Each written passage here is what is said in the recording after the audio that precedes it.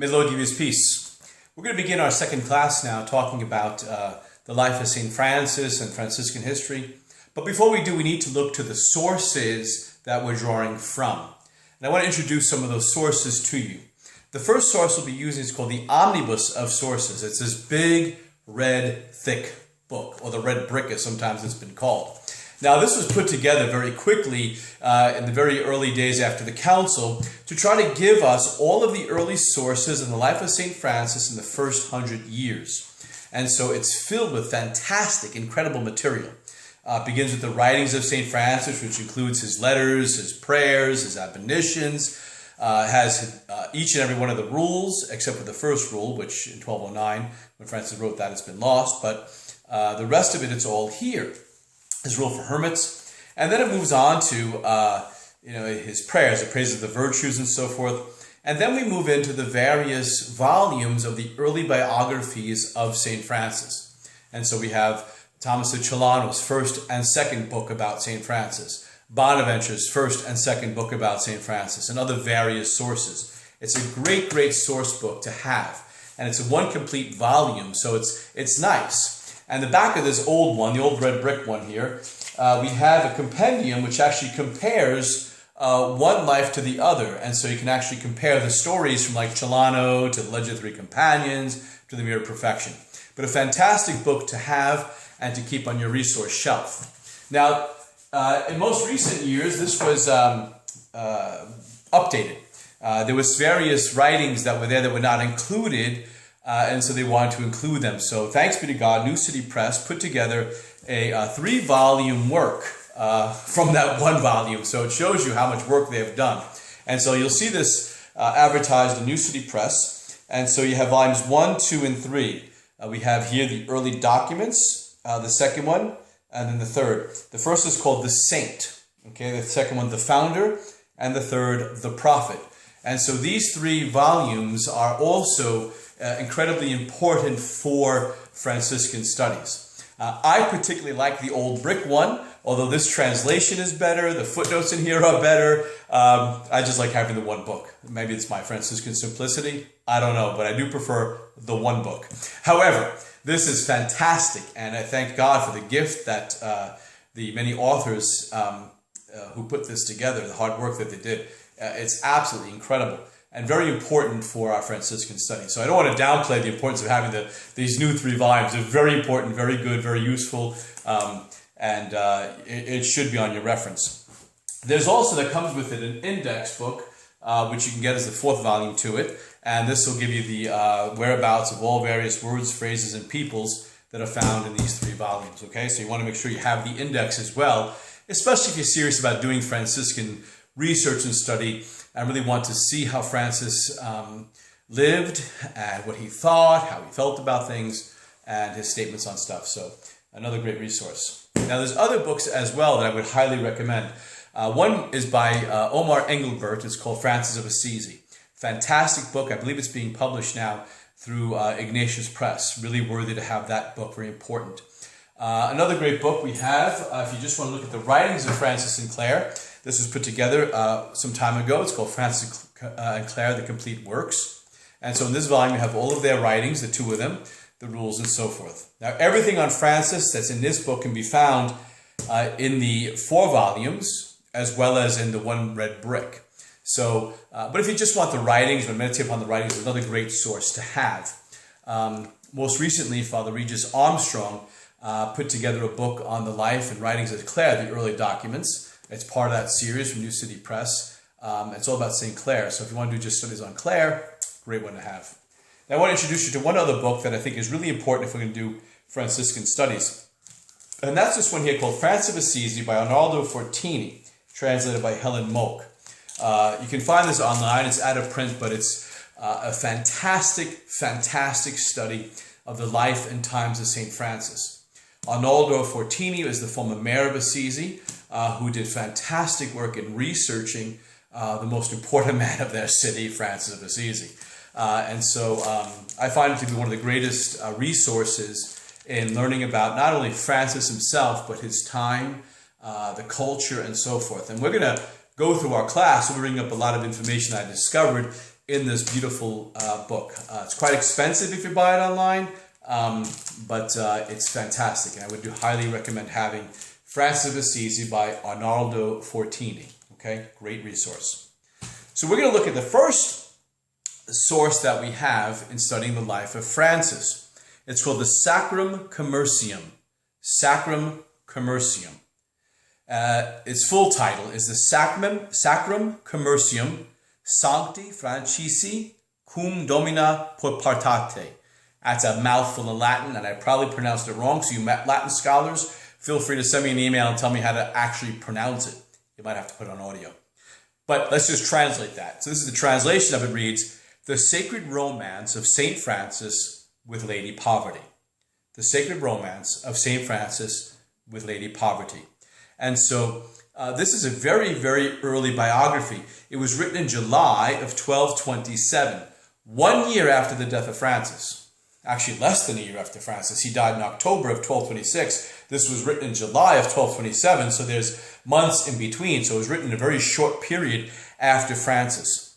And the early testimonies say that John of Parma or Anthony of Padua is actually the author of this book.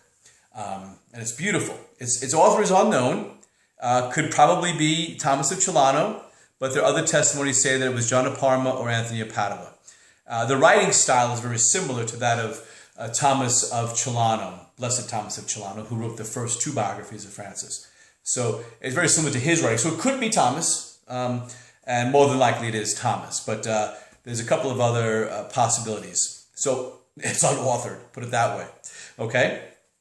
And this is a beautiful poetic writing. It is simply an allegorical presentation of St. Francis as his love of poverty and the spirit of poverty that animated his early followers. So it's allegorical. It employs concrete pictorial terms to represent what is immaterial. I'll give you that definition of allegorical again. Allegorical employs concrete pictorial terms to represent what is immaterial. Okay? So when you're reading it, you're talking about this man, Francis, is in search of Lady Poverty. And so he goes to various people, climbs this mountain, finally finds her, brings her back to the friary, and she's at peace there because they don't have a table. They don't have anything for washing, the hands. So she sees how much they don't have, and she feels at peace there, Lady Poverty. And so it's a beautiful allegorical story of Francis's romance with Lady Poverty. This is pictured in the Basilica of St. Francis. You may have seen it, where Francis is standing looking at Lady Poverty. He's putting a wedding ring on Lady Poverty's finger, and Christ is behind them performing the wedding. So this allegorical story brings out that painting, or explains that painting, that fresco of Francis marrying Lady Poverty. So we know that the author of this particular writing is a true Franciscan who has grasped at his heart the ideal of gospel poverty. Whoever is writing this, whether it be John of Parma or Anthony of Padua, or whether it be Thomas of Celano, whoever's writing it, they have a grasp of Franciscan poverty. They're not somebody who's going to mitigate the life. They're not standing on that side that's saying, well, let's make this, exemption and this, that exemption. Let's mitigate this, mitigate that. Whoever's writing this is standing on the side of those friars that are saying, we must be true to Lady Poverty. We need to be true to St. Francis and his love for poverty. So this writing becomes somewhat of a political writing later on. It wasn't written to be a political writing, but it will become that and used by those who are trying to remain faithful to Francis's spirit of poverty to say, hey, remember Lady Poverty? Remember Francis? Remember how he wedded her? Remember how we're children of their marriage, of Francis's marriage to Lady Poverty? And so it'll become political. It wasn't written to be political at the time, but it'll be used for political purposes later on when the friars are battling between how they should observe holy poverty. So let's look at the next book we have. It's called the Vita Prima. Vita Prima. And this is the life of St. Francis by Thomas of Celano. I should correct myself saying Blessed Thomas of Celano. He is the blessed of the church. So Blessed Thomas of Celano wrote this biography of St. Francis. And it's the first official biography written about St. Francis. July 16th, 1228, less than 2 years after the death of St. Francis, Pope Gregory IX, who was once Cardinal Ugolino, the cardinal who was the cardinal protector of the order, Francis's friend, he commissioned Thomas to write the first biography of St. Francis, Pope Gregory IX. So July 16, 1228 was the day of St. Francis's canonization. So Thomas completed the work and presented it to the Holy Father, and it received approbation on February 25th, 1229. So Blessed Thomas of Celano, who was brought into the order by St. Francis, who knew St. Francis personally, writes this biography of St. Francis. 2 years after Francis's death, he starts working on it. He's done by 3 years after Francis's death. He finishes by February 25th, 1229. Actually shy of 3 years. So 2.5 years after his death, it was written. Which is quite an accomplishment if you think this is 13th century. It wasn't like he was typing it out on a computer. Imagine if he had a computer and he had a laptop and he could easily print it out. He would have been finished within a very short period of time. So the work itself doesn't mention the transferal of St. Francis's body from the Church of St. George's to the new basilica, which was still under construction at the time. So it doesn't include that, and so we know it predates the finishing of the basilica. The work is broken into 3 parts. So the first part is a basic historical order of Francis's life, but it's not precise. We have to remember that those writing in the days of Francis are what they call hagiographers. They're not so much concerned about an order of the events and how they happened. They're more concerned about showing this person to be a person of virtue, a person of holiness. That was the purpose of the writing. Not that they're lying or making things up to show their holiness. They tend to emphasize the miraculous. They emphasize the virtue because they're trying to show to the people why they should be canonized, why they should be venerated, why their lives should be imitated and admired. And so when they're writing their life, they're not writing it, these hagiographers, because they're trying to falsify evidence so you think more about them.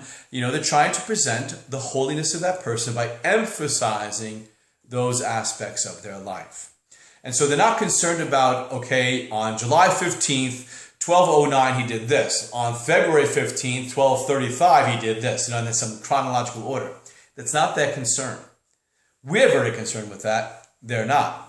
Our more recent authors will take Francis's life and they'll look at these writings by Celano and Bonaventure and they'll try to put it together in order best they can. But again, it's a bit of guesswork because they don't tell us the exact dates things happened unless those dates were extremely important, which we'll see with Francis. We know that it was on the feast of St. Matthias, 1209, that he received the gift of the charism. Anyway, so the work is broken into 3 parts. The first, basic historical order of Francis's life.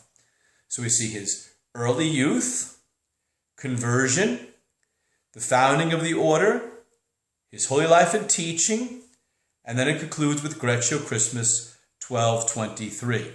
Once again, part 1, early youth, conversion, founding of the order, Francis's holy life and teaching, concluding with Christmas at Greccio 1223.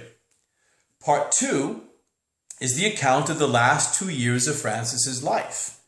So this is going to include 3 parts. So part 2 has 3 parts. And the 3 parts to part 2 are the stigmatization, the death of Francis, and Francis's burial. That's part 1, 2, and 3. Part 3 is broken up into 2 smaller parts. We have part 1, the canonization on July 16th, 1228.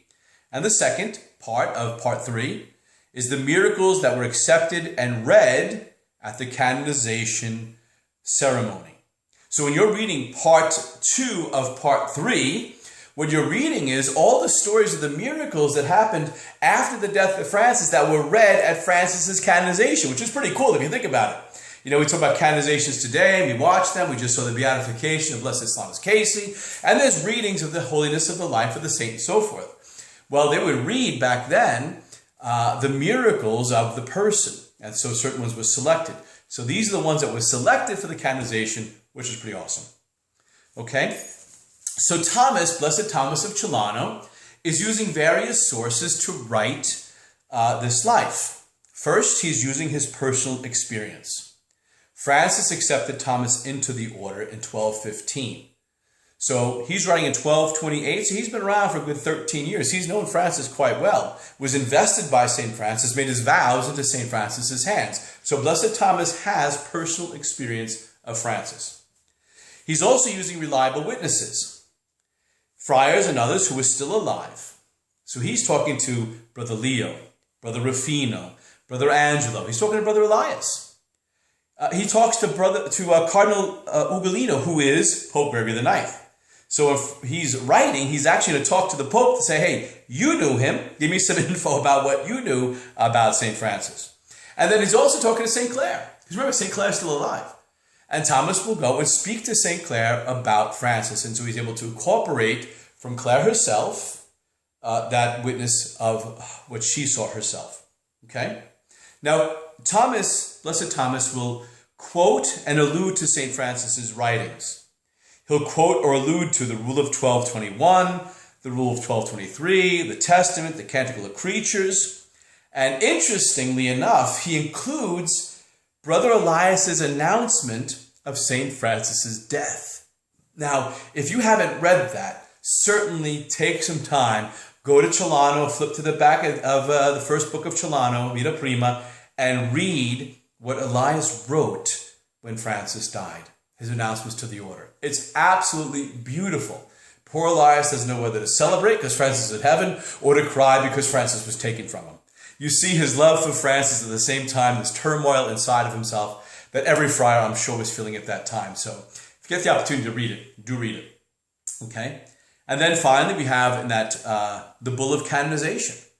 So he includes in his writing the Bull of Canonization. Now, the literary character of this book. He says, no one, this is a quote from Blessed Thomas of Celano, no one can retain fully in his memory all the things that Francis did and taught. That's in the prologue, right? So it's funny. No one can retain fully in his memory all the things that Francis did and taught. What does that sound like? It sounds like the Gospel of John, right? How does John end his Gospel? John ends his Gospel by saying that there's no books that can really contain everything that Christ said and did. And so, we have Thomas of Celano saying the same thing about St. Francis. Okay? Now, this is called a legend. Okay? A legenda, which is a book or a record of the deeds of the saint. So, when we use in our own day and age the word legend, we think about a fake story, a false story. That's not the way the word's being used here. The word legend is being used to mean a record of the deeds of the saint. So we're talking about the legend of St. Francis. We're not talking about the false stories that we made up about him. We're talking about the actual events of his life. Okay? So particularly he focuses and emphasizes the supernatural elements of Francis's life. You'll find this when people tell their conversion story. Oftentimes they'll focus on the supernatural events of their life. He quotes scripture countless times in this. Countless times. He uses a rhythmic pattern. So this rhythmic pattern of how he writes, it's very poetic the way Blessed Thomas approaches it. Now, there's great historical value. Thomas's intent was to present a picture of Francis, the saint, not a history of the order. He's presenting the picture of Francis. Brother Elias is mentioned 6 times in a good way. Now, when Thomas will write the second book about St. Francis, Elias doesn't even get mentioned because Elias is not in good standings with the order, so he doesn't even get an honorable mention. Just called the Vicar of the Saint. They kind of push him to the side there a bit when they write about him. So during the writing of the first life, Elias was in good standing. During the writing of the second life, he was excommunicated from the church and was not doing so well in the context of the order. So in the next part, we're going to pick up and we're going to go over the second life written by Blessed Thomas of Celano, and then we'll move hopefully into some of the writings by St. Bonaventure, and then we'll hopefully get to the closure of the introduction. The most boring part of the class, promise you, hang on. Very important part, not exactly the most exciting, so hang on and we'll get to the rest of it as it comes along. May God bless you, and may Mary keep you.